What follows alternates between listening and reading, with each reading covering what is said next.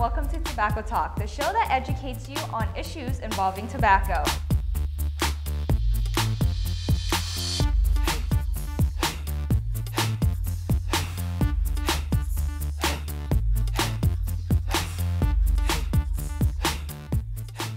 Hi everyone and welcome to Tobacco Talk. I'm your host, Vina, and here today with me is a representative from the Youth Health Action Network, Fatima. Nice to meet you, Fatima. Nice to meet you too. Great, so thank you so much for being here.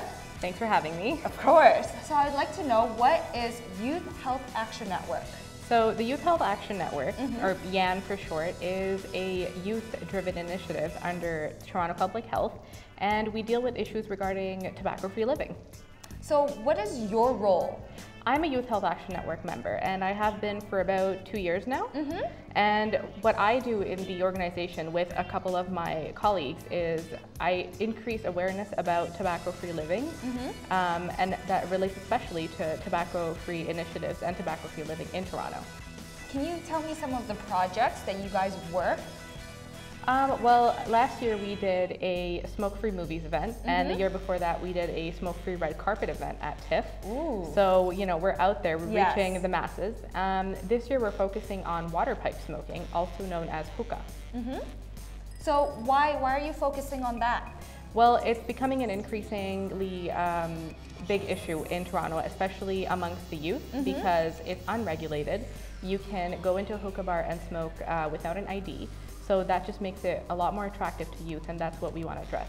And then with that too, there's flavor-free tobacco and everything like that too, right? Yeah, well, I mean, hookah bars are advertising their shisha as being tobacco-free, and that's one of the issues we're focusing on because of the Smoke-Free Ontario Act, you're not really allowed to smoke tobacco indoors. But with these hookah establishments, you could, because one, their ingredients are not written in English. They're either written in a different language or, you know, just for kicks in Pig Latin, so no one can understand them. And there's just no way to regulate who comes in, who goes out, and what kind of ingredients are used within the shisha itself. So I was just wondering, who can be a part of this? Anyone who's 16 years old to 24 years old, any youth from any part of the city. They can be involved by joining our events.